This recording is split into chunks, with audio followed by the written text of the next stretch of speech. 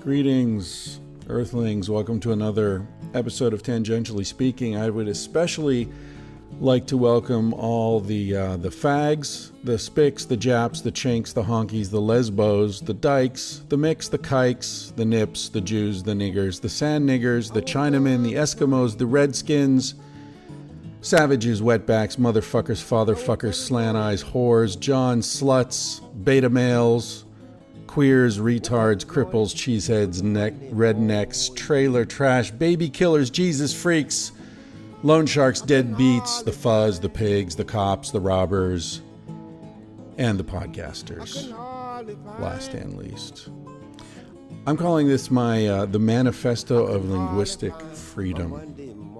I think that, and obviously I'm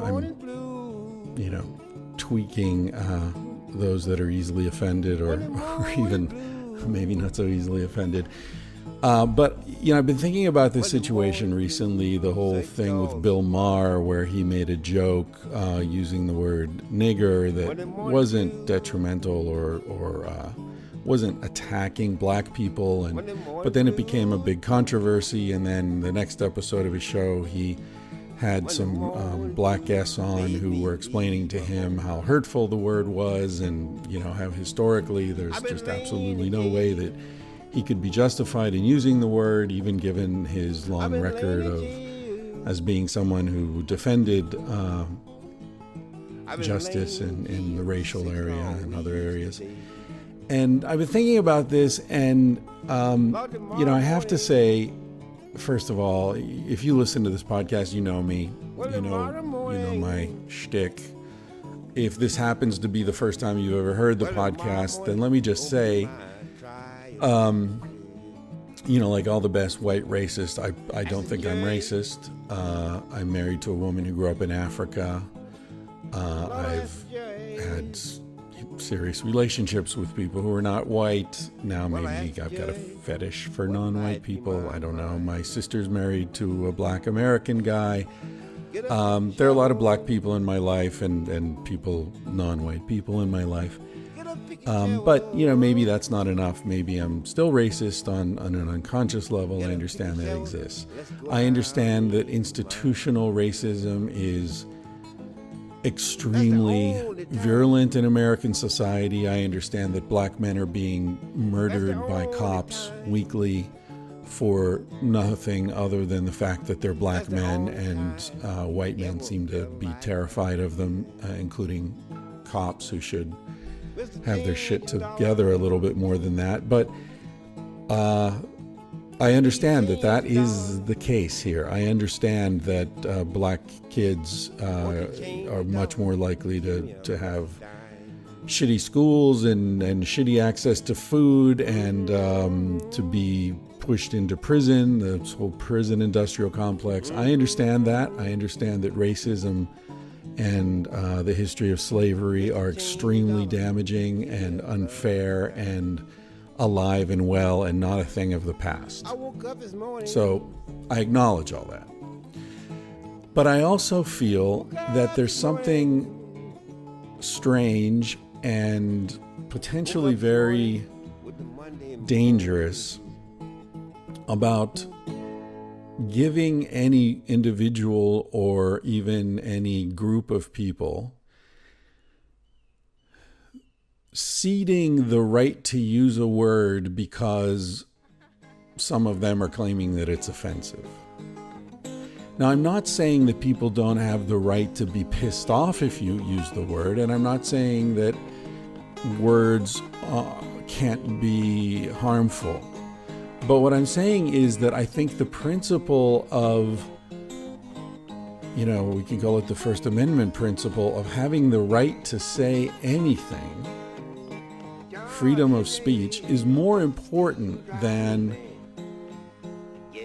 the idea that a particular group, because of a historical or even a current political injustice, has the right to dictate to the rest of us what words are acceptable and what words aren't. I think that's a problem. I think it's a problem that leads to all sorts of unanticipated other problems. Now, I think the first problem with that is that the word isn't the problem. The problem is that black people are being fucked over in American society in lots of different ways that are structural, that range from the rate that they're being charged for a mortgage when they walk into a bank with the same assets and the same credit history and the same, background as a white person. They're going to end up paying a higher rate just because they're black. That is bullshit. That should be illegal. That should be prosecuted. The fact that black people are being shot by cops just for being black people, the fact that this guy in Minnesota got shot when he told the cop, like, hey, I have a weapon, I have a license for it, and the cop just fucking blasts him out, and the NRA doesn't say anything in defense of this guy, even though he should be a poster boy for the NRA. These things are serious. And my using the word nigger is in no way meant to minimize the suffering of black people or any other group. But I think that the debate over the language pulls our attention away from the real shit that is causing the damage. The word is not hurting anybody. If the word were hurting people, then black people wouldn't be using it with each other. The fact that it's in all the rap songs, it's in all the conversations, it's everywhere in black society, but white people have to pretend, we have to use the N-word. It doesn't make any sense. It's just a fucked up little power play. And even though my sympathies are very much with black American culture, I think that this distracts from the real problems.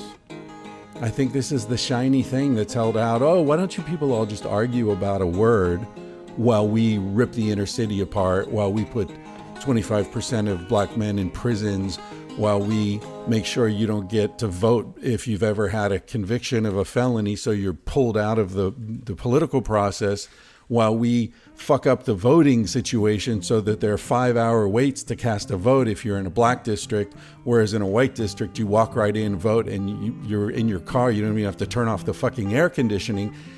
Let's look at that, because those situations are what are really causing the problems, not who uses this word or that word.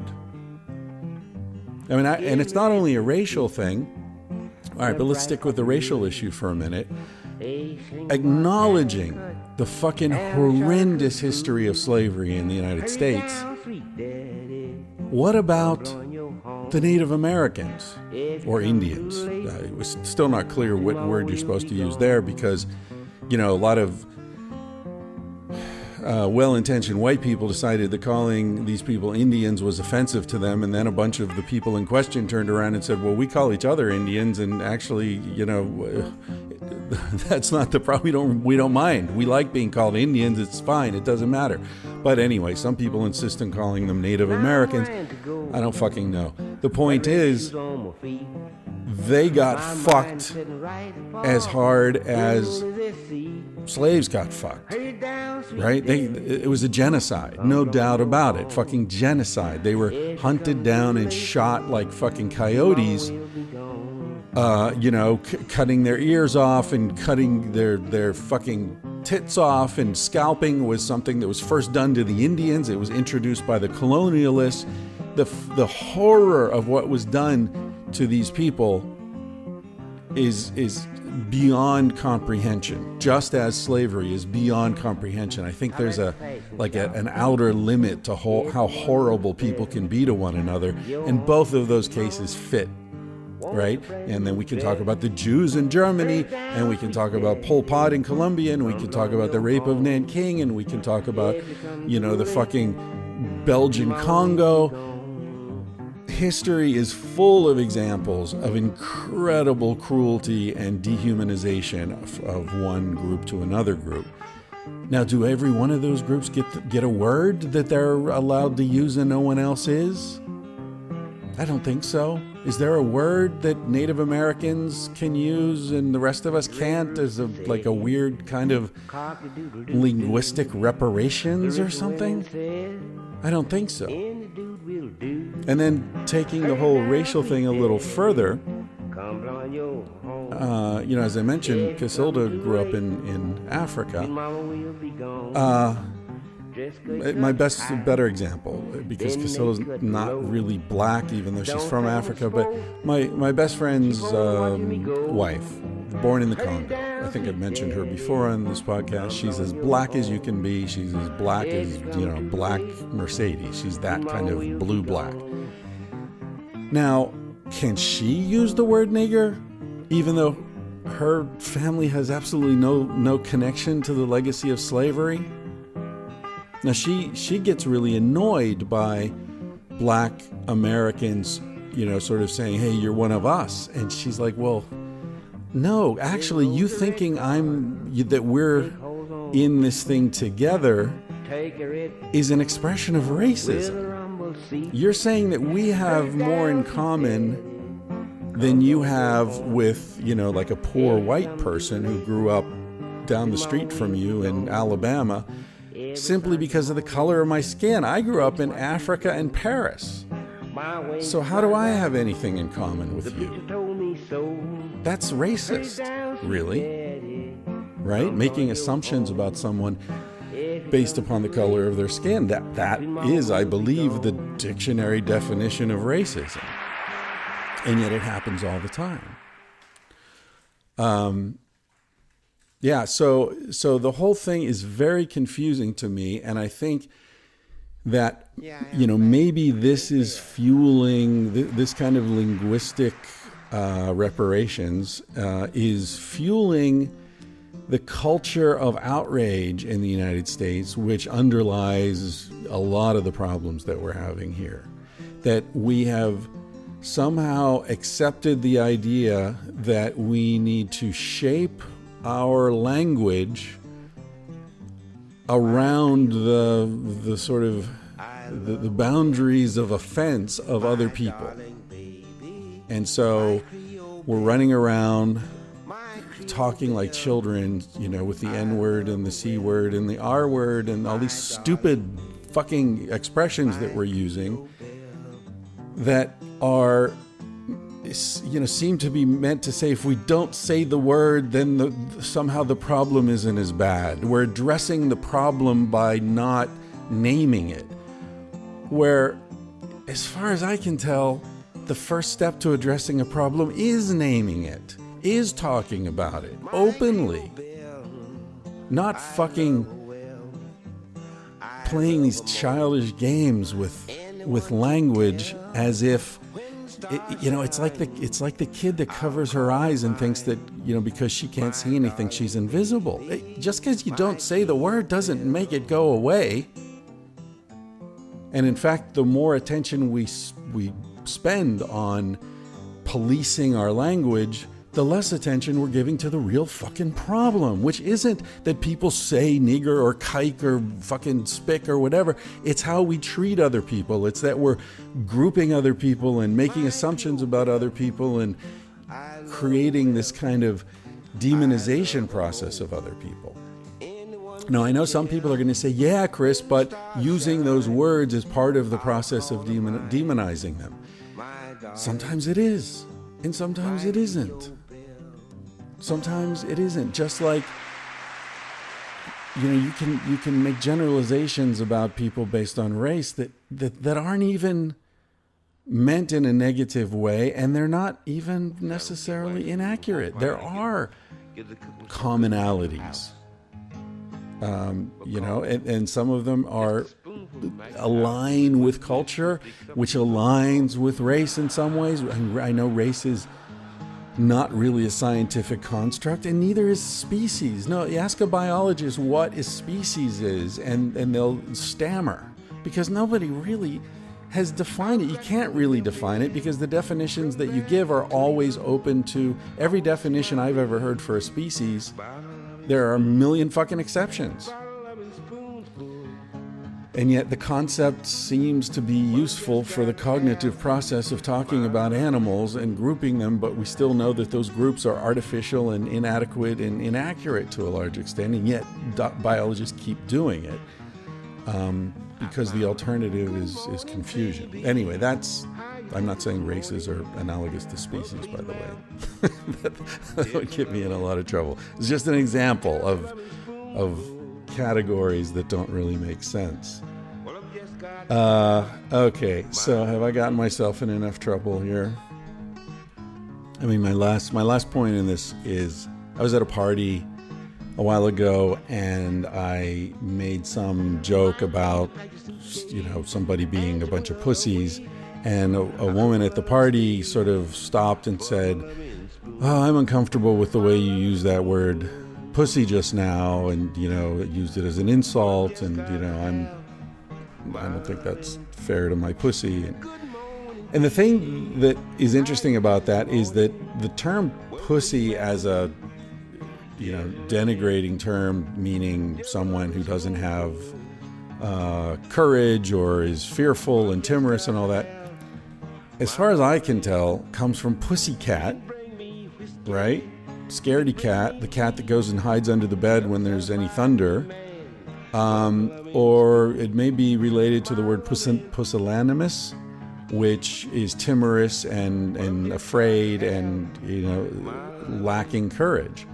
So I don't even think, etymologically, when you call someone a pussy, I don't think the origins of the word have anything to do with vaginas, or the origins of the usage, I should say. But what's interesting is that most people now think it does. They think that when you call someone a pussy, you're calling them a vagina, essentially, even though the origins of the term had nothing to do with that. And so then you get into this question of like, well, okay, that's not what the word means necessarily, but if most people think it does mean that, then now does it?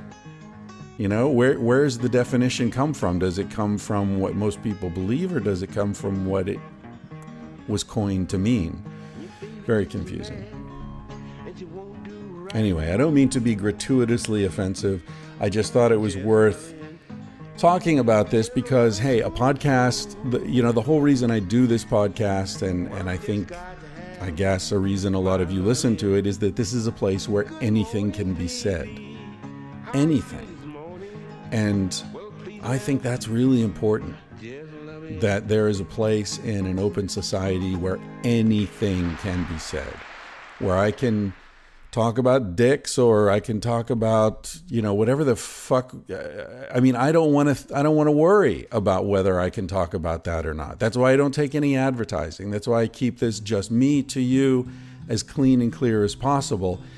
And as much sympathy as I have, and as much outrage as I feel for the sort of institutionalized racism that are obviously very important in this country, I don't want to give up the principle that any word is fair. Anything can be said.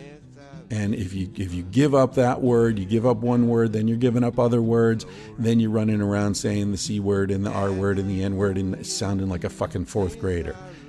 I think we need to grow up. We need to look at the substance of what's going on and stop getting distracted by disputes over language. You're transgender, that is fine. I want you to have the right to use whatever fucking bathroom you want, to go to whatever school you want, to do whatever you need to do. You should have every right, as much as I do or anyone else does. But don't tell me what pronoun I have to use. I can't even remember my own fucking name half the time, and the name of the person I'm talking to, and now I got to remember to call you Zer or whatever the fuck it is now. I don't know.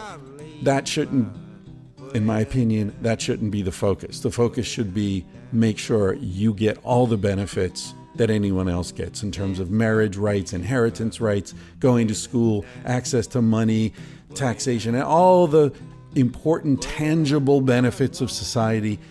You need to have as much access to them as anyone else does. And that goes for people with physical disabilities and mental disabilities, racial subgroups, minorities of every fucking kind. That's what's important, not the words.